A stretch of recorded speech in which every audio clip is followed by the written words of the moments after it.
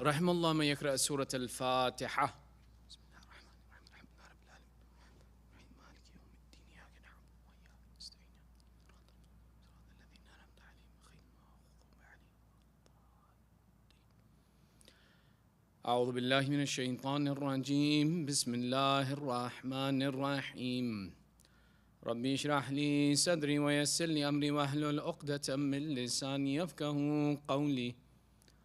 الحمد لله رب العالمين، ثم الصلاة والسلام على سيدنا ونبينا وحبيب إله العالمين أبي القاسم محمد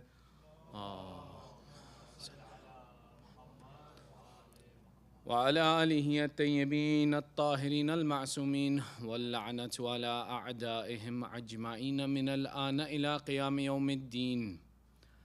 أما بعد، فقد قال إمامنا محمد بن علي الباقر عليه السلام: إنا لقتل الحسين في قلوب المؤمنين حرارة لن تبرد أبدا. آمنا بالله، صدق الله العلي العظيم. صلوا على محمد وآل محمد. صل على محمد وآل. Your second salawat for love of Muhammad wa Ali Muhammad. Allahumma salli ala Muhammad wa Ali. And your loudest salawat for ta'jeel faraj sahib al-asr wa zaman. Allahumma salli ala Muhammad wa Ali Muhammad. The topic of our discussion across the next 3 nights originates from this statement of our fifth Imam, where he says, certainly in the hearts of the believers for the killing of Hussain is a fire that never goes cold. What's interesting is even in this statement, we see one of the reasons why we have to have this conversation. You see, a literal translation of this statement translates to hararatan lan tabrud abada, a heat that never goes cold. However, even the concept of saying a heat that never goes cold is improper. The Imam is using a poetic language in which his reference to harara is the relationship between sabab and musabbab, cause and effect. And he's explaining the effect of the heat by describing the cause, which is the fire that is in the hearts of mu'mineen. So the intention of the Imam is to say, or the meaning of the Imam is to say, that there is a fire in the hearts of the mu'mineen that never goes out or never goes cold. The significance of this is to point and say that the relationship with Imam Hussain and the waqi' of Imam Hussain is something that has a very personal, spiritual, and focused effect in the life of a mu'min. When we come to these majalis every year, there's something that naturally occurs, that we have this connection with the Imam, we think about the Imam, we cry for the Imam, we want to be a part with the Imam. All of these things are very good. But when the Imam, our fifth Imam, is describing it as a fire that never goes out, one of the understandings we have is that a fire, right? Think of a fire. You have to stoke the fire. You have to add wood to the fire. You have to take care of the fire. You have to cultivate the fire. In the same concept, our knowledge of Karbala, the waqi' of Karbala, the events of Karbala require attention, need attention, so that that continuation of that love for the Imam stays in our hearts and we stay attached to him. As such, the majlis is an introduction to this relationship. It is not the entirety of the relationship. The majlis is a point of introducing these conversations and these points of discussions, and much work still has to be done. So, across the next 3 nights, inshallah, we'll discuss in a series of 12 questions about the event of Karbala to uncover some history, some philosophy, and some significant points to note that may be otherwise hidden to us that we should ask and discuss about the event of Karbala. The reason this becomes really important is the fact that one of the things that we happen sometimes is we listen to what the common retelling is that we get from the pulpit, from that which is associated with the majlis, and sometimes we question the reality of the what, why, and how of the event of Karbala. And we say, why would the Imam do that? How did the Imam do that? What was the significance of the Imam's intention? And these are points that need to be clarified, and they require and they deserve attention, because the Imam never did anything except that it was the best thing to do. So if the Imam is always doing the best thing possible, if I'm questioning it, that means that I haven't understood what did the Imam do and why did he do it. So inshallah, our goal over the next 3 nights or 3 meetings that we have is to discuss 12 questions, and each night inshallah we'll attempt to cover 4 of these questions and continue on to the next night with the next series. So we'll begin with our first question. Sallu ala Muhammad wa ali Muhammad.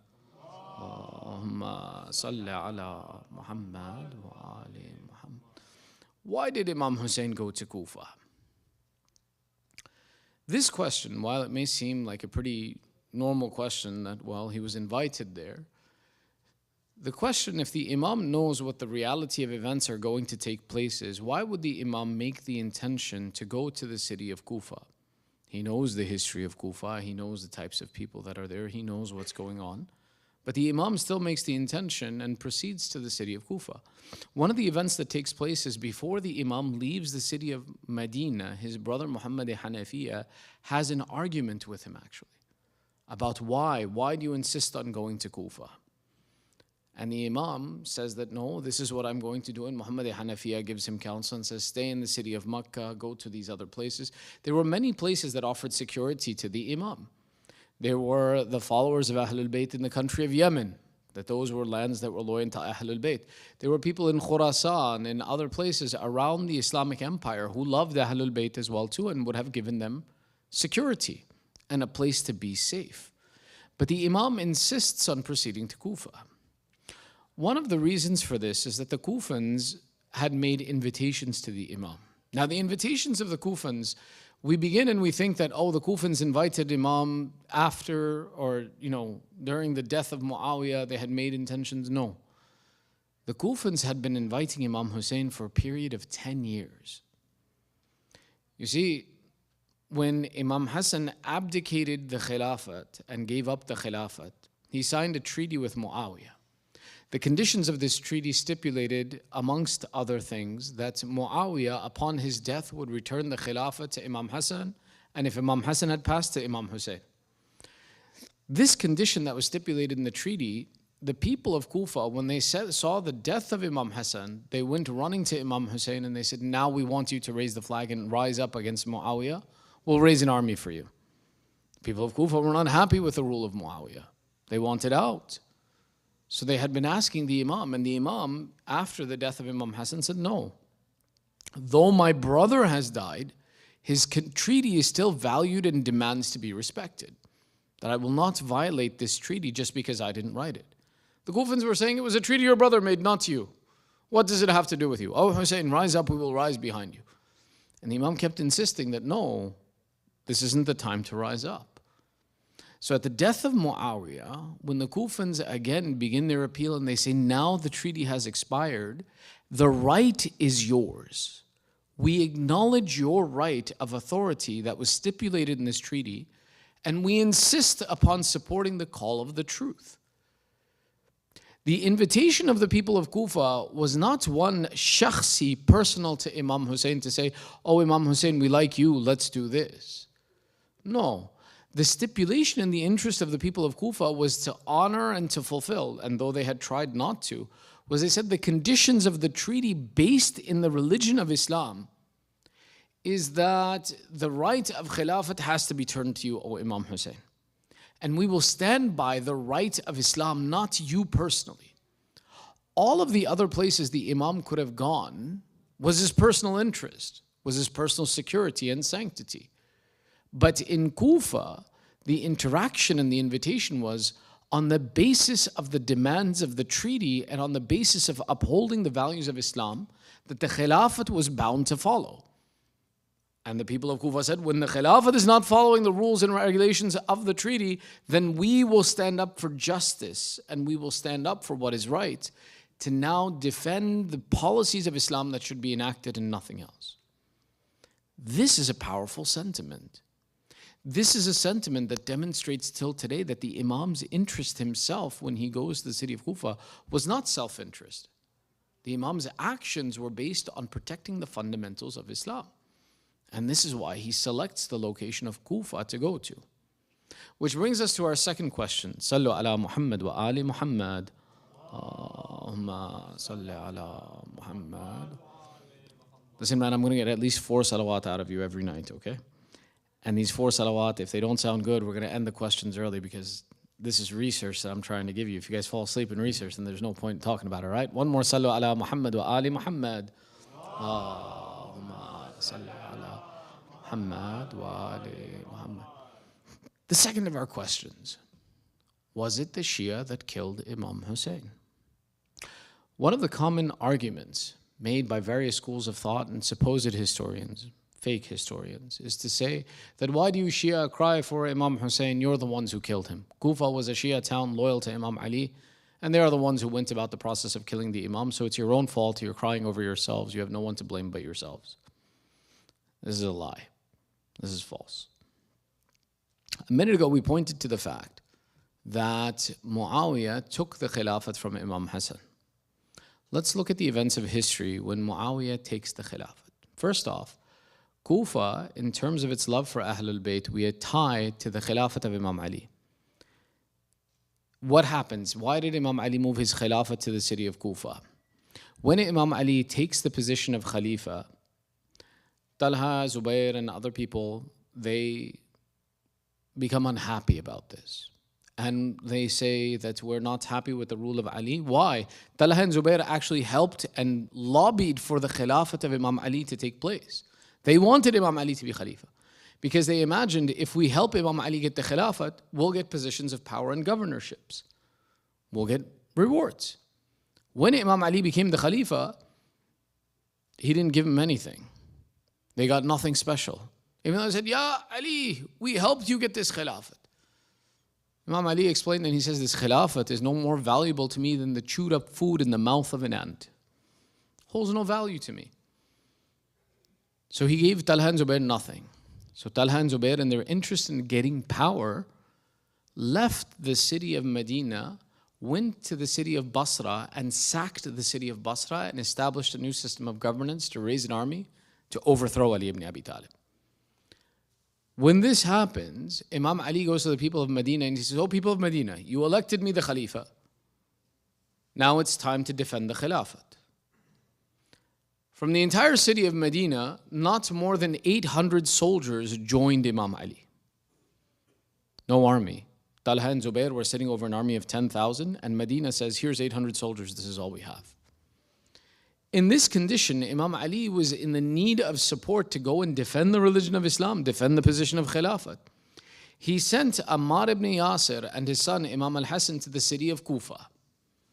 When he sends them to the city of Kufa to raise an army, there's a person there by the name of Abu Musa al-Ash'ari who was appointed the governor of Kufa. When Ammar comes and he says, oh, Abu Musa, we've been sent to collect an army. We need soldiers to fight for Imam Ali, to defend against the uprising in Basra. Abu Musa says, you know, I remember a hadith from the Holy Prophet where he said, there will come a time where there is fitna in the community, and the one who will be sitting will be better than the one who is standing. And the one who is lying down will be the one who is better than the one who is sitting. So you know what? I don't want to get into this. I'm not going to raise a call. I'm not sending soldiers. Abu Musa forgot all of the ahadith of the Holy Prophet where he says, Al-haqqu ma'a Ali wa aliyun ma'a haqq wa ana wa aliyun min shajaratin wahid. Where the Rasulullah is commanding the people that Ali is with haqq. He forgets this. Where Rasulullah is saying Ali and I are one. He forgets this. He forgets all of the sifat of Ali ibn Abi Talib and how Ali ibn Abi Talib is with justice. And he comes up and makes a fake hadith because he had no interest in supporting Imam Ali. What happens then? Imam Hassan says then, oh, Abu Musa, get off of the pulpit of my grandfather and let me speak to the people. So Imam Hassan takes him off of the pulpit of Masjid Kufa. He says, I have more rights because this is the pulpit of my grandfather. Imam Hassan comes to the city of Kufa and he says, oh, people of Kufa, the Amir, the commander, has called to you to raise assistance to protect the religion of Rasulullah. Who amongst you will support the commander of the faithful, will support Amir al-Mu'mineen, and will fight for Imam Ali? At that time, the city of Kufa raised 12,000 soldiers in the support of Imam Ali. Sallu ala Muhammad wa ali Muhammad. Allahumma salli ala Muhammad wa ali. These 12,000 soldiers were used by Imam Ali to go and to conquer the uprising and to overcome the uprising in the city of Basra and return the city of Basra to the religion of Islam. After this incident, Imam Ali shifts the capital of Islam from Medina to Kufa on the basis that within Kufa, there is a military force that is willing to support the religion, and should there be any more interaction problems, there would be a military force there. And across the 4 years and 9 months of the Khilafat of Imam Ali, he raises at least 3 armies from this city. One that fights the Battle of Jamal that we just described in Basra, 2 that fights in Siffin against Muawiyah, and 3 that fights in Nahrawan against the Khawarij. On the basis of this is where the argument comes that you are the Shia who killed Imam Hussain. But a person who makes a statement is ignorant of what happens in history. That at the Shahadat of Imam Ali, he was in the process of raising another army from the city of Kufa. And this army was to have another battle with Muawiyah to quell his uprising and return Syria to the rule of the Khalifa. Because Muawiyah had refused to give rule and authority over to Imam Ali in the lands of Syria. When Imam Ali becomes Shaheed, Imam Hassan assumes the authority and he finds that this army is not loyal to him. They don't listen to his commands, they don't follow instructions, and so much so that even a branch of the army, of 10,000 soldiers of that army, Imam Hassan had put under his cousin, Ubaidullah ibn Abbas. Now, Ibn Abbas is a very famous person, that's Abdullah ibn Abbas. Abdullah had a brother named Ubaidullah ibn Abbas. Ubaidullah ibn Abbas was given 10,000 soldiers and said to stop the army of Muawiyah as Imam Hassan approached. Ubaidullah took a bribe from Muawiyah and left his soldiers and ran away to the side of Muawiyah. So the army became scattered. And this was the army that Imam Hassan inherited, of different people, different intentions. And the biography of this army is actually very interesting. And who was in it and what was their intention is a different conversation for another time. But Muawiyah signs the peace treaty with Imam Hassan as an army is being raised from Kufa to fight him. So when Muawiyah takes the Khilafat, is he going to leave Kufa alone? He'd be foolish. That a city is raising an army against you and now you're in charge of it. Muawiyah was not a foolish man. He was an evil man, but he wasn't foolish. Muawiyah, when he takes the Khilafat, broke up the Shia clans that lived in the city of Kufa. Had he left Kufa alone, those people would have risen an army and had an uprising against Muawiyah. So Muawiyah took the prominent Shia clans and families and soldiers who had fought for Imam Ali and moved them out of Kufa to areas around the Muslim empire and away from the city of Kufa so that they would not be collected in one place, so that they could not raise an army against Muawiyah. So the people of Kufa were no longer the Shia. As a matter of fact, we know that when the event of Karbala took place, there were people coming from Khurasan to help and support Imam Hussain that did not make it there in time. Who was in Khurasan? Who was in Iran so far away? It was those same families that were loyal to Ahlul Bayt who had been moved out and kicked out to Khurasan. These same families, when we see our 8th Imam, when he goes into Iran and we see him meeting with Shia people in the lands of Qum, in the lands of Tus and Marv, how did they get there? They got there when Muawiyah made them leave Kufa and leave the lands of Ahlul Bayt and move out to the frontiers. So after the abdication of Imam Hassan, Kufa is no longer at that time a Shia city. It is a city filled with mercenaries. Mercenaries are people who will fight for money. And what Muawiyah does is he takes these mercenary clans and he says, Kufa is a garrison town, there needs to be a military there. Let's put military people there who will be loyal to me as long as I pay them. And he fills the city of Kufa again with an army, not loyal to Ahlul Bayt, but one loyal to wealth. This army that was loyal to wealth are the people of Kufa who are calling to Imam Hussain.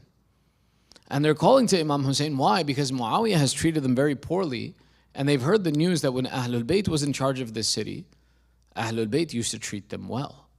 Ahlul Bayt used to bring money into this city. It was a nice place to live. Their interest was not that they believed in the wilaya and the authority of Ahlul Bayt, but rather that they were looking for anyone who would stand against an evil government that wasn't taking care of these people. in this case, we see that those people who were calling to Imam Hussain were those who were loyal to wealth and were mercenaries. The example and the proof of this we see even in the events of Karbala, that the interest in wealth and looting that these soldiers possessed was on the basis that this is what would bring them money from the Khalifa, that they somehow could demonstrate what they had done and they had fought against Imam Hussain. So the argument that says that was it the Shia that killed Imam Hussain is made by people who are ignorant of what happened in history. They look at the event of Karbala and they say Kufa is Shia and the army came from Kufa, therefore it must be the Shia who killed the Imam. Not true. You haven't studied enough of history to know, to realize that the people in Kufa were those who were not loyal to Ahlul Bayt. They were mercenaries who were inserted into that town. Now that doesn't mean that there was no Shia person in the city of Kufa. No, there were. There were people who were truly loyal to the Ahlul Bayt in the city of Kufa, which is why Ubaydullah ibn Ziyad Mal'un, after he kills Muslim ibn Aqil, he runs through the city of Kufa finding all of the people who were loyal to Ahlul Bayt and putting them in prison. So much so that it's reported that up to 15,000 Shias were in the prisons of Kufa when the event of Karbala took place. That Ubaydullah wanted to make sure that no one who really loved the Ahlul Bayt could support them, which is why when we talk about people like Mukhtar, where was Mukhtar? Mukhtar was in prison at the time of Karbala. So were many of the Shia. The Tabi'een is a group of people who came together after the event of Karbala in their nidama, in their sadness that they were not there to support Imam Hussain. They raised an army to take vengeance against the killers of Imam Hussain. Many of these were the people who were stuck in prison at that time. So yes, Kufa did have some Shia that were present, and they were the ones who were isolated and prevented from being able to go to support the Imam, and the army that was raised were those of the mercenaries who only were interested in wealth and position. So when we look at this question, we understand it. We understand and we see that to say that, oh, if someone ever comes and brings the attack, that, oh, you Shia are the ones that killed your Imam, why are you crying?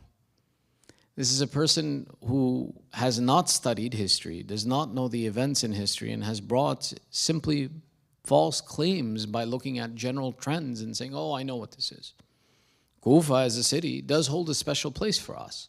There are narrations by our sixth Imam, for example, Imam Jaffari ibn Muhammad al-Sadiq alayhi salam,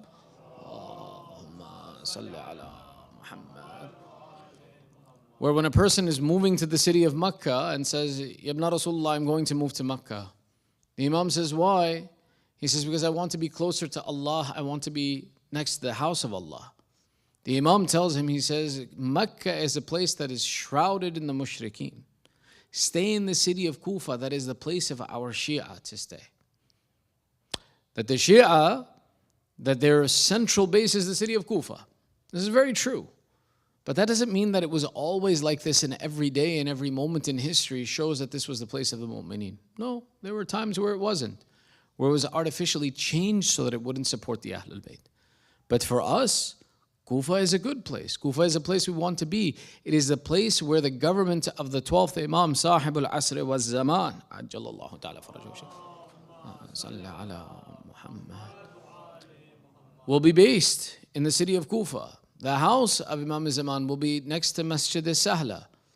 That this will be the central base, that the Masjid of Kufa will be rebuilt with 1,000 doors in the time of our 12th Imam. And from 1,000 doors, knowledge will be taught and learned from the Masjid of Kufa. So Kufa does have a special place for us. It is an important place. But at that moment in history, it was not a place that was under the control of the lovers of Ahlul Bayt. Brings us to our third question. Sallu ala Muhammad wa ali Muhammad. Salli ala Muhammad wa ali Muhammad. What was the strategy of Imam Hussain in Karbala? This becomes an interesting question to ask. What was the Imam trying to accomplish in Karbala? When we look and we see sometimes we say, the Imam could have won the battle if he wanted to. Could he? Was that his intention? How did the Imam align his forces, and what was his strategy in the field of Karbala? To understand this, one of the things that we take a look at is that the army of Umar Sa'ad tried to initiate the battle on the 9th of Muharram. On the afternoon of the 9th of Muharram, Umar Asad moved his soldiers towards the camp of the Imam with the intention to attack. And the Imam comes out along with Hazrat Abbas and the companions, and they say, "What's your intention?" Umar Asad says, "The command has been given, we are to attack you." And the army brings the process of trying to envelop and encircle the camp of Imam Hussain. And Imam Hussain says, "Oh Umar Asad, if you've intended, then give me one night. Give us one night and let the affair be decided tomorrow." Famously, this night is used for ibadat and the worship of Allah. That's very true. But along with that, the Imam prepared his strategy for battle as well. The Imam was not ignorant of the rules of battle. The Imam, as he is an Imam, has mastership of knowledge of everything. And the Imam is not a person who does any action without purpose. Therefore, you can never find a flaw in the action of the Imam. So the Imam, for example, and this is tomorrow one of the questions that we'll talk about and we'll discuss is, was Imam Hussain, na'uzubillah, trying to get killed in Karbala? No, but we'll talk about the details of that question tomorrow. The Imam's position, when he takes that extra night, is to prepare as well and to array his people in the shape of an army and prepare his position. The Imam is not someone who wants to fight, so therefore when he fights, his fight is a defensive battle. Now the goal of a defensive battle is to protect yourself, and this is what the Imam does. That imagine now, on one side you have an army of 30,000, and on the other side you have the Imam with less than 150 supporters. 300,000 men can simply wipe out 150 soldiers. The Imam knows this, so therefore he prepares a strategy. The first thing the Imam does is he takes all of the tents and he brings them together. Now understand something. In Arabia, traveling with tents was common, and hijab is a part of Islam. Tents, though they have some privacy where you can't look inside of them necessarily, you can hear everything inside of them. So the normal process of how tents would be set up, even if you were in one campground, is that there would be spaces amongst the tents to give privacy to each of the inhabitants of the tent, so that everybody had their own private space and own space. Tents would be spread out, but a camp would be like a location in general where one group of people stayed together. The Imam, what he does is he takes all of these tents that are spread out and he brings them in and he makes two circles. An inner circle where the people will stay, and then he takes the rest of the tents and makes an outer circle, and he overlaps the pegs of the tents and overlaps the sides of the tents to create a physical barrier, so that it's not easy to get between the tents and get to the inside tents. This outer barrier, what the Imam then does is behind it, he digs a trench. He has his soldiers dig a trench behind these tents and fills it with firewood. The Imam acknowledging that I only have less than 200 people and this army is of 30,000, they can envelop us, they can overcome us. So what does the Imam do? He prevents and gives the army no way of attacking except for one source, by creating this ditch filled with firewood and encircling the tents so that no one is outside of this secure boundary. In history, it's narrated that says on the morning of the 10th of Ashura, the Imam, accompanied by Muslim ibn Awsaja, went to go light this firewood and light this trench on fire. Mal'un Shimr had made the intention that he would try to make a sneak attack before the army attacked, and he came riding behind looking for a way into the encampment of the Imam, and just as he came to try and get into the camp, Imam lit the fire in the trench. When the Imam lights the fire, and this is narrated in many of the maqatil, Shimr becomes very upset and says, "Oh Hussain, you have lit a fire for yourself in this world before the fire of hell." Hearing this, Muslim ibn Awsaja becomes very frustrated and very upset. And he says to the Imam, he says, "Yabna Rasulullah, I'm a very good archer. Let me shoot one arrow at this Shimr. I'll finish him in one shot." And the Imam replies, he says, "While he's an evil man, I don't like that the fighting should begin from me."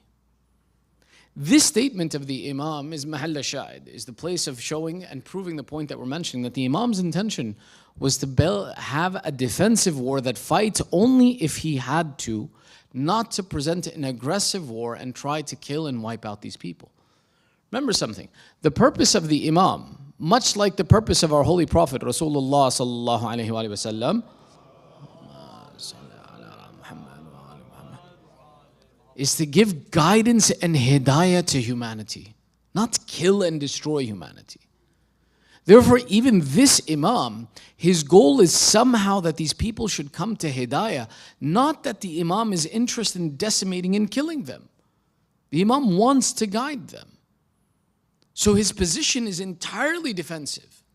And we see this both by one, his statement and how he structured himself, that he didn't leave himself open to attack, that okay, do with me what you want.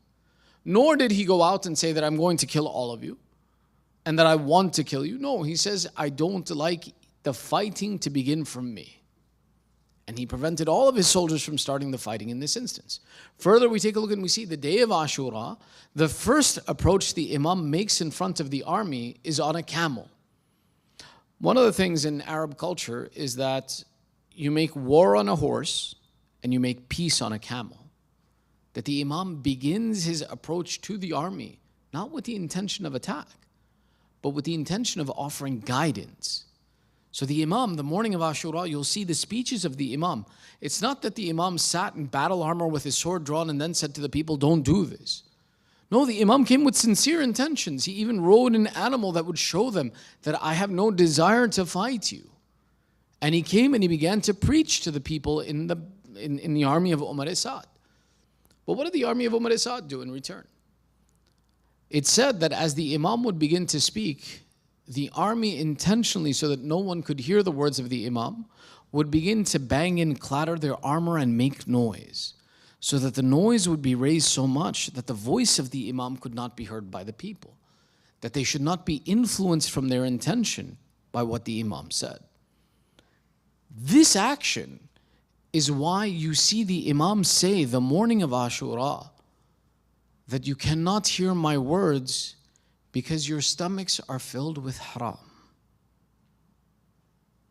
That their desire not to listen to the words of guidance, their insistence on committing this sin and performing this evil action, was because they were people whose stomachs were filled with haram. That statement, your stomachs are filled with haram, was not that, for example, these people of Kufa, some of whom had memorized the Quran, prayed all the time, was because they were eating, na'uzubillah, like pork and other things like that and drinking alcohol. No. The reason the Imam says that is, what is their source of income? Remember I said they're mercenaries. Their source of income is an illicit government, is an evil government, a false government who is feeding them. And their desire is for that wealth from that false government. That is the haram the Imam is talking about.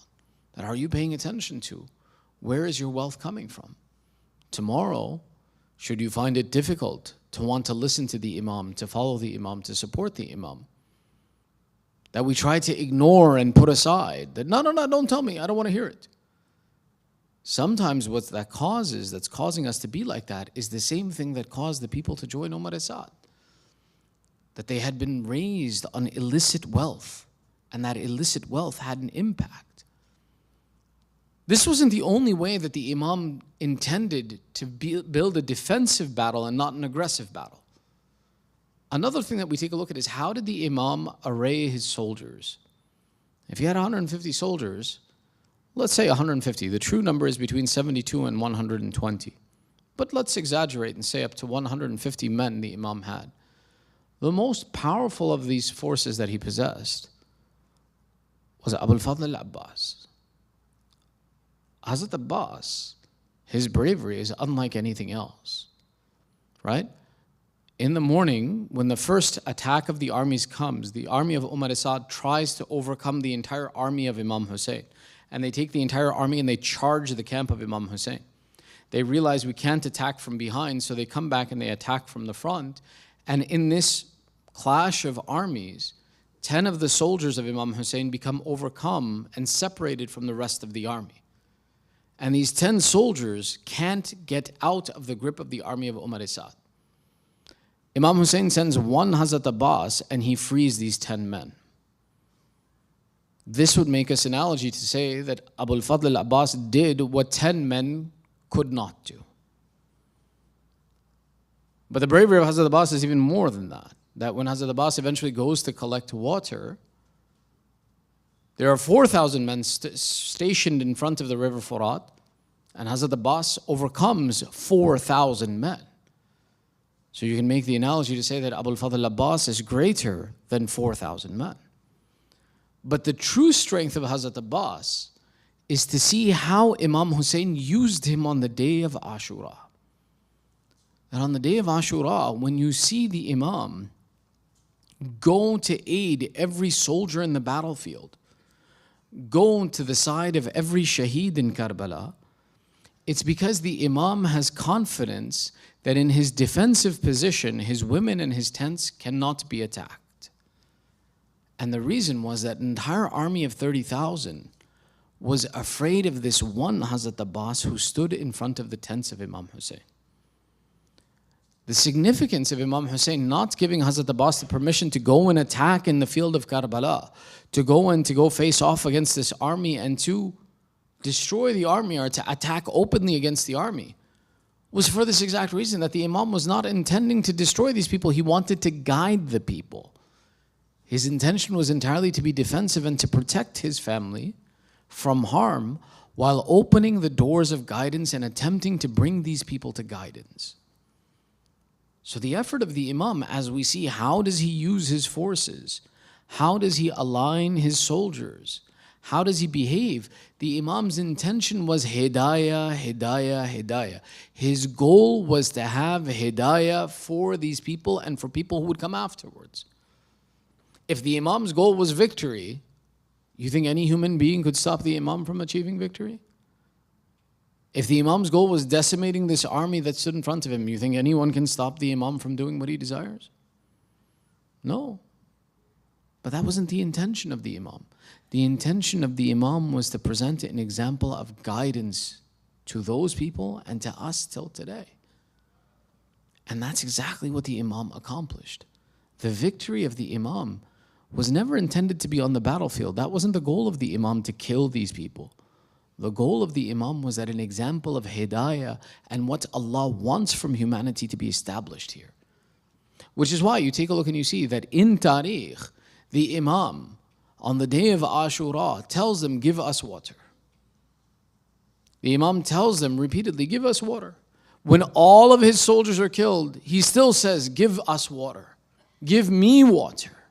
The Imam, why does he try to take water or invite them to give water? To see if some mercy opens in their heart. That the Imam's responsibility is to protect the life of the Imam and to continue the message of the Imam. And he does that in every situation that's possible. So which is why the strategy of the Imam is important to know. The Imam's goal was not to get killed. The Imam's goal was to bring these people to hidayah and to defend himself in that process. That his dignity and sanctity should not be compromised in this process of offering hidayah.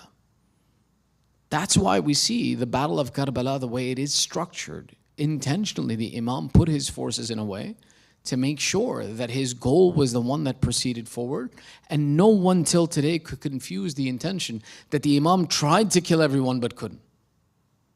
Is that possible? No, it's not. You have to understand, what was the Imam trying to achieve? Which brings us to our final question of the night. Sallu ala Muhammad wa ali Muhammad. Allahumma salli ala Muhammad wa ali. Inshallah, we'll continue this discussion tomorrow. Tonight has been very historically centered. Tomorrow we'll add in some more of the philosophy as well to discuss some of these facts about the event of Karbala as well. But tonight, the final question that we spend some time with is, if the Imam's intention was a battle of hidayah and defense, what was the strategy of Umar Sa'd? The army of Umar Sa'd also possessed a strategy. And the way that we know this is that what happened in Karbala is not normal warfare. You see, Arab culture has two things that it values very much.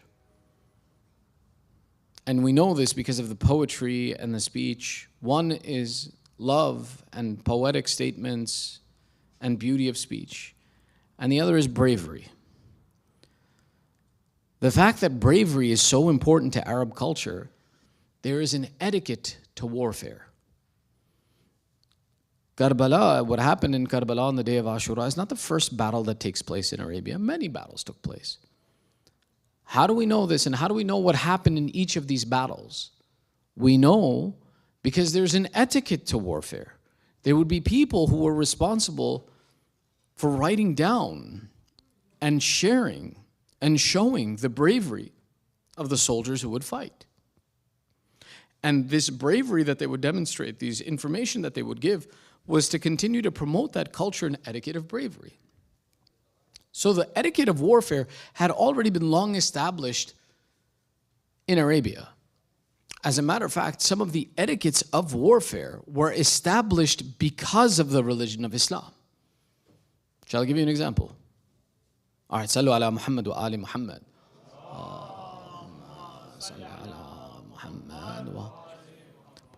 Islam presented an etiquette of both bravery as well as akhlaq and character and decency, and insisted that warfare would not be absent of akhlaq. The example of this was given in the battle of Khandak, of Ahzab. Ahzab was the third major battle of the religion of Islam, in which very famously the army from Mecca came and found itself on the other side of a trench of Medina. And the only one with some companions who was able to cross this trench was a person by the name of Amr ibn Abd Wud, who was a very famous champion of the polytheists. And sure enough, as he comes across, and he is their champion, he is their best soldier, and he calls out for someone to fight, and the Prophet says, will anyone fight him? I swear, anyone who fights him, I guarantee him Jannah. And whenever somebody wanted to go up to stand up against him, the second Khalifa would say, sit down, there's nothing you can do against him. I've seen this man use a baby camel as a shield when he was attacked. Eventually, Imam Ali goes to fight this Amr ibn Abd Wud. When Imam Ali fights him, he beats him, and he kills him. And then he walks away. The character with which Imam Ali beat Amr ibn Abd Wud is that he didn't desecrate his body, nor did he loot the body. So that when Amr ibn Abd Wud's sister came upon the body of her brother, she actually recited poetry about Imam Ali and the gallantry and the decency of Imam Ali that killed her brother but did not violate him. And this was a demonstration of the superior character of what Islam had taught of what warfare should be like. You don't desecrate a body. It's haram. Yet Umar ibn Sa'd, Mal'un, in the field of Karbala, came with a strategy that not only did he intend to kill Imam Hussain and his companions, but he intended to kill them in the worst way possible, and to do the most indecent actions and the most inappropriate actions and the most desecrating actions possible. And when Imam Hussain comes to them and he says to them, have I done anything wrong to you that you are attacking me like this? Have I done anything wrong to you that you are killing my children and my friends? They replied and they said, no. We are fighting you and killing you out of hatred for what your father did to us in Badr and Hunayn. So they said, we are taking out animosity that we hold against your family. We want to intentionally abuse and desecrate you and your companions. Which is why there are certain things that were done in Karbala that were never done before and were never allowed to be done. One of the things that the soldiers would do is they would actually, when one of the companions of the Imam would fall, they would behead the companion of the Imam and throw his head at the tents to frighten the women. They would shoot arrows into the tents of the women to create fear in them. They tried to light those tents on fire. When we hear some of the things that happened on the day of Karbala, it was with the intention for them to cause pain to the Imam. There are many examples of this. For example, when the Imam sends his nephew Qasim, this Qasim was a young man. His discussion will come tomorrow, but what did they do? They killed him by striking him when he was trying to fix his sandal, that he wasn't in a state of warfare at that moment. Take a look and see when they killed Ali al-Akbar. The Shahadat of Ali al-Akbar was not normal. They describe and they say that this Akbar went and he fought, and eventually when they killed him, or when they struck him, and he fell in the field of Karbala, the army of Umar Sa'd made circles around the body and stood to wait and see, how does an old man bid farewell to his grown son who has been cut into pieces in the field of Karbala? They wanted to abuse the Imam. They wanted to cause him pain. Look and see, when they dropped Abul Fadl, when he falls in the field of Karbala, when his arms have been cut, his body is covered with arrows, as Imam Hussain approaches the body of Abul Fadl, he hears Hazrat Abbas, and he's saying, "O enemies of Allah, I know that you intend to cut my body into pieces. Allow me just enough time to bid farewell to my brother before you desecrate my body." Meaning they had already intended that they would do as much harm as possible to Imam Hussain. And they would do it in the worst ways possible. Which is why even the shahadat of Imam Hussain is unlike any shahada because of how painful it is, because they intentionally inflicted pain upon pain upon pain upon him. But the worst of these tragedies is that they didn't finish the abuse of Ahlul Bayt with the shahadat of Aba Abdullah. They continued that abuse and torture upon the women and the children. How? Look, after the shahadat of Imam Hussain, the first thing they say is, أَحْرَقُ بُيُوتَ الظَّالِمِينَ, burn the houses of the oppressors. If their intention was only the wealth, then the most valuable thing that was possessed in the camp of the Imam were these very tents that they burned. But their intention was to cause abuse to these people as much as they could, which is why you see that as these tents were burned, the children would run from the tents and then would be attacked by the soldiers. Where one writes himself and he says, I was one of the ones who, when I saw a child run from the tents of Aba Abdullah, I took my sword and split that child in two. Imam Zainul Abidin describes and he says, when our father was killed, our children were lost in the field of Karbala.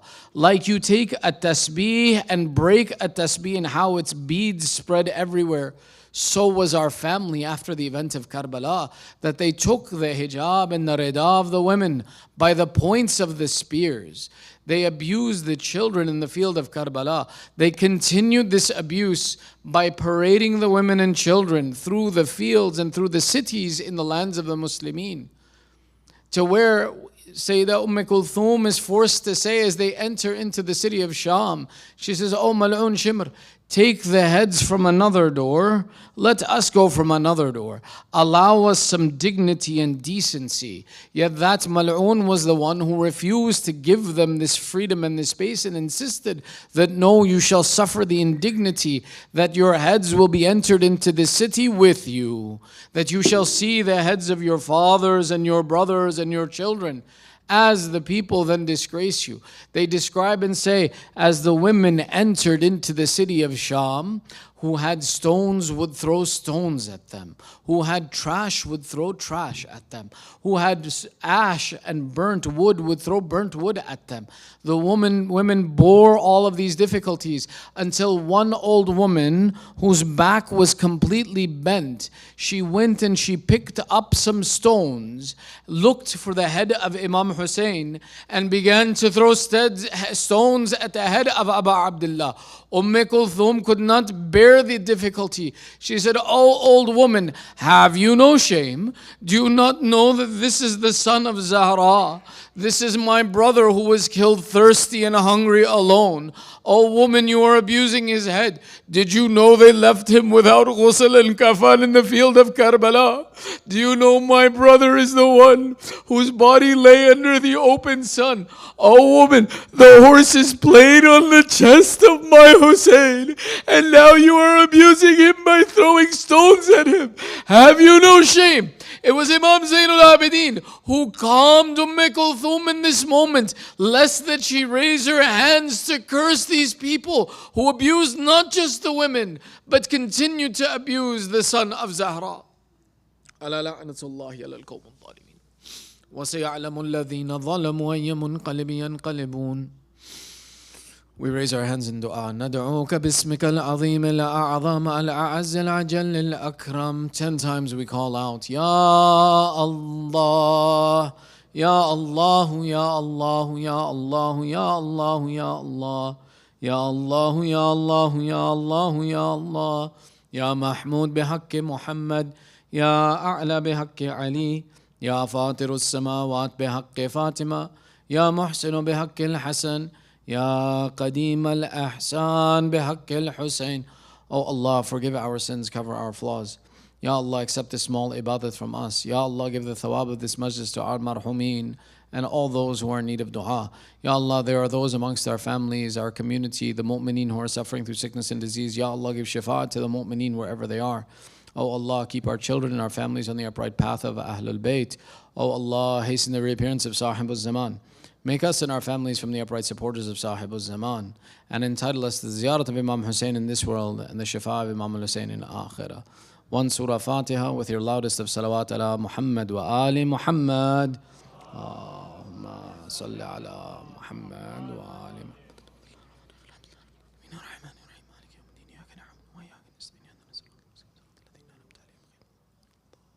Matim ya Hussain.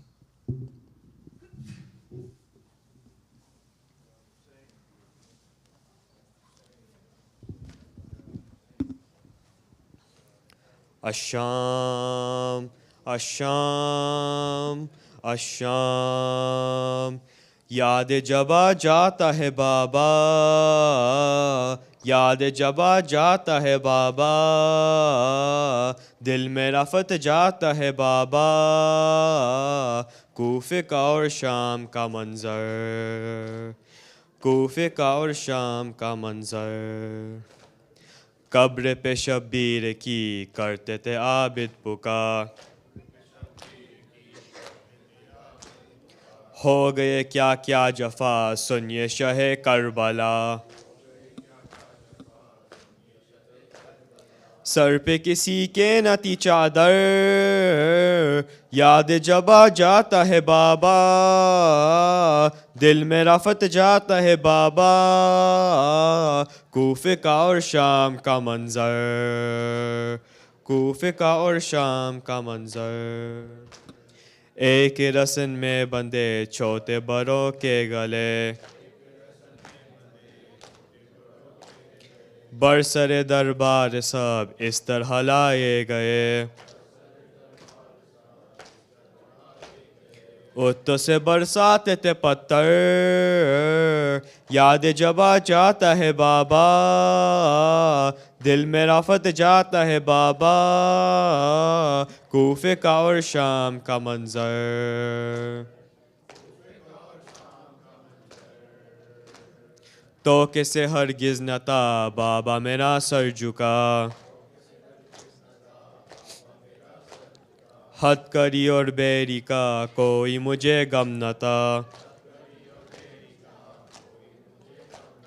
دیکھا نہیں جاتا تھا منظر یاد جبا جاتا ہے بابا دل میں رفت جاتا ہے بابا کوفے کا اور شام کا منظر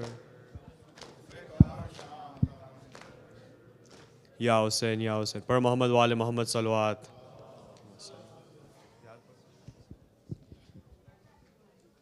السلام علیکہ یا رسول اللہ السلام علیکہ یا علی المرتضیٰ السلام علیکی یا فاطمۃ الزہرا السلام علیکہ یا حسن مجتبیٰ السلام علیکہ یا ابا عبداللہ وعلی الارواح التي حلت بفنائق علیک منی سلام اللہ ابدا ما بقیت وبقی اللیل والنہار ولا جہل اللہ الآخر العہد منی لزیارتکم السلام علی الحسین وعلى علي بن الحسين وعلى أولاد الحسين وعلى أصحاب الحسين خصوصا سيدي ومولاي أبا الفضل عباس بن أمير المؤمنين وقاسم بن الحسن ومسلم ابن عقيل وهاني ابن أروى وحبيب ابن مظاهر وحور الشهيد الرياحي. السلام عليكم ورحمة الله وبركاته. السلام عليك يا مولا وابن مولا. السلام عليك يا غريب الغرباء. السلام عليك يا شمس السموس يا أنيس النفوس يا علي بن موسى الرضا ورحمة الله وبركاته. السلام عليك يا مولانا صاحب العصر والزمان. الأمان الأمان الأمان. السلام عليك يا خليفة الرحمن. السلام عليك يا شريك القرآن. السلام عليك يا إمام الإنس والجان. عجل الله تعالى فرجك وسهل الله تعالى مخرجك وجعلنا من أعوانك وأنصارك ورحمة الله وبركاته.